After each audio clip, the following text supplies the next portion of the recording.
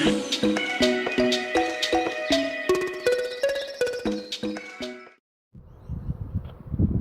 guys, today I'm going to take you on a tour of my new motorhome. It's a 1995 Nissan Civillian 23-foot bus, and it's been fully converted obviously to a motorhome. So I'm just going to take you on a little tour.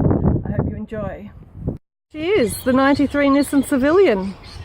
So she's got full security screens on the outside. I'll just take you into the cab here to have a little look.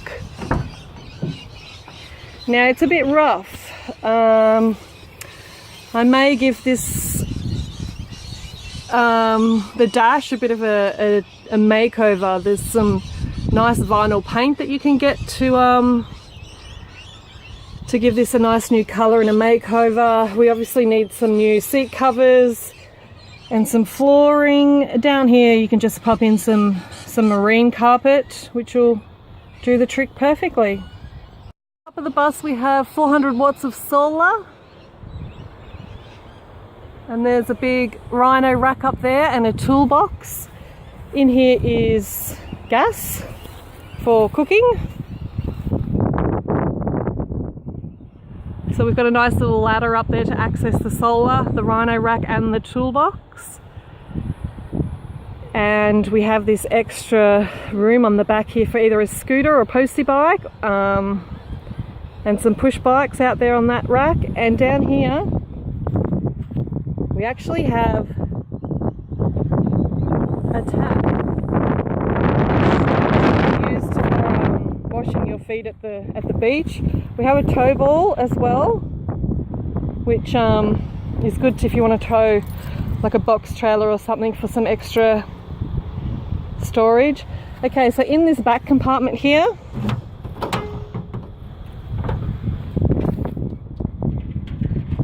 this is the section that's actually underneath the bed inside. So in here I've just got your basics, little buddy heater, barbecue, little twin burner up the back there, just for outdoor cooking. That, if you can see, is my water storage, and there's like a little trickle feed that sort of goes in there. That's where the water goes in. Over this side is the heater for the hot water, the hot shower, and yeah, so that's what's going on in the back there. There's actually quite a lot of storage in there.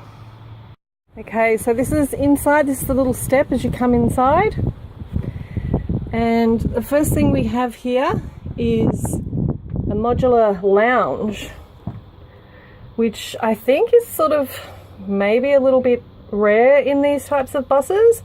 I think normally there's like a booth seat or something similar.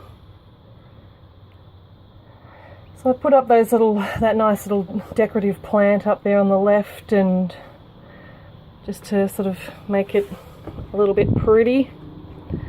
Another little shelf up here with a sticker, which I think could be slightly crooked, but we can sort that out later.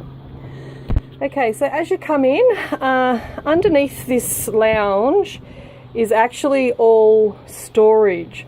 So underneath these cushions here on the left, just lift this up, there's actually storage in there, and I think you'd probably put shoes or something in there. Through this middle section here is the engine. So that all comes apart. So you can sort of lift that all up and access the engine quite easily.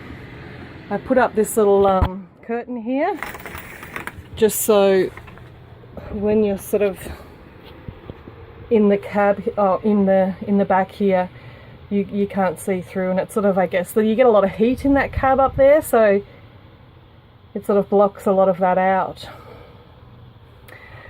Under here we have the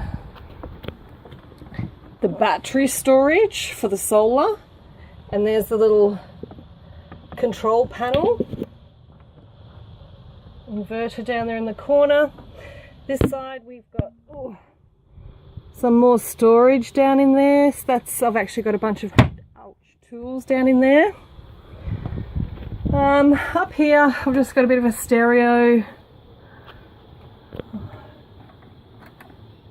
which is Pretty cool. It gets used sometimes. I've got books in here. I think this is actually where the microwave is supposed to go, but I don't really use a microwave, so we got rid of that. We've got these nice little spice tins, which I actually haven't even filled up yet. I'm thinking about getting some more. They're quite big though. I'm thinking about getting some smaller ones. So this fridge, I mean, it's a decent size, but it's not exactly the size of a house fridge, but it does the job. Up here we've got like little LED. These lights here control like the shower room light. These two lights on the ceiling up here aren't even actually working, so I'm not sure what's going on there, but I'll have to sort that one out. There's some more strip lighting here, just little LEDs. So onto the kitchen. This is the kitchen. So over here I put in some little splashback tiles, which are they're actually not tiles, they're little stickers. They may not last long, obviously being a wet area. They may tend to peel off after a while, and same with all this marble effect that I put over the benches. That's actually just contact as well, so I dare say that's not going to last too long. But anyway, excuse my dishes in the sink there. Okay, so in the cupboards, I have not moved into this bus as yet. So basically there's bits and pieces in here, but nothing major, you know. I'm going to have to put a lot of kitchen stuff in here. Obviously not food with the chemicals, but... So down here is actually the access to the other couple of batteries. Next cupboard is probably just for food. Food only.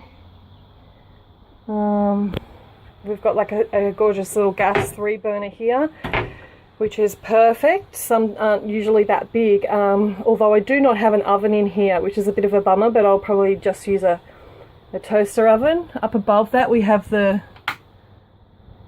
range hood, which actually works. Some of them are just decorative, so that's sort of pretty cool that it actually works. In the drawers here I have all my cutlery.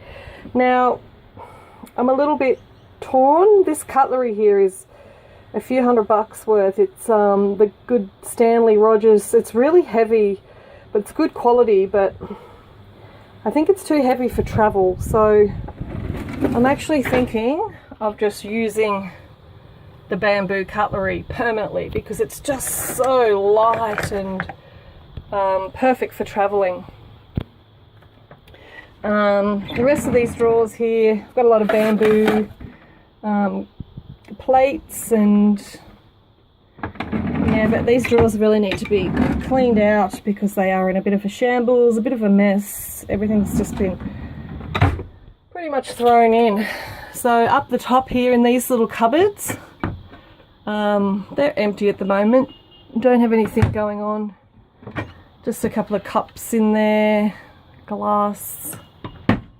This last one's empty as well, I think. Yep. And that's pretty much the kitchen. So on the other side here, we have this little room.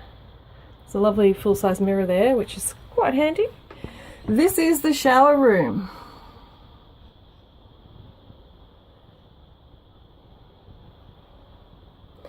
So I'm 5'7", and when I jump in there's probably a good 2 or 3 inches above me, which is okay. I mean, it's not ideal, but it's better than having no shower when you're in the middle of nowhere, free camping and boondocking. I didn't have a toilet, so I had to pop in a little porta potty, a portable toilet, which is just, I'm pretty cool with that. Doesn't worry me. I mean, it has to be emptied, but they all have to be emptied, so I'm okay with that. We've got a little shelf up here, and this is just like a big storage cupboard. So I'm assuming this would be clothes, linens, you know, towels, sheets, maybe even shoes down the bottom. I don't think I'd put clothes or linen down there. And we have this little towel rail, hanging rail thing, which I think I might take out. I think I'd rather have a couple of extra shelves in here. I tend to fold my clothes. In reality, most people only hang up their good clothes, and I don't have good clothes, so they'll all just be folded. So that's that cupboard. I've got a little bag here, like just a linen bag, which will be used for dirty clothes. In my house I have like a proper cane or woven bamboo sort of style washing basket, but in here there's no room for solid sort of things like that. So I thought, well, I'll just get a bag, and that can be all the dirty clothes, the dirty linen. That's one thing I'm going to have a bit of a problem with, and that's washing. I'm not sure whether to buy a little twin tub washing machine or use a scrubber bag, or if anyone's got any advice or ideas, hit me up. Okay, so this is an RV TV, RV media TV. It's perfect for in here, because even back over here, sitting on the lounge, I can actually watch that perfectly. It looks like it's a long way, but it's not really. So this swivels around into the bedroom. And it's got a USB port, and it takes DVDs, and I can watch Netflix on it. Perfect. So this is a double size bed, which is all you need. And it's got a nice open window there and on that side as well, so there's a beautiful cross breeze when you're sleeping. One thing I'm thinking about doing is popping in a little bit of a doorway under here, which will take you through to the back of the bus just to access that storage from inside. But we'll see how we go. So there we go, guys. That's a tour of the bus. So there you have it, guys. There's a tour of my new Nissan Civillian bus. So if you want to follow along on my journey, I will be living in this bus full-time, travelling. It's actually not registered just yet, so I need to get a couple of tyres and a couple of other little things before we're on the road. So if you want to follow along on the journey, please hit the subscribe button and like this video for more to come. And hit the bell so you can be notified of my new videos. So thanks for watching, guys. Peace.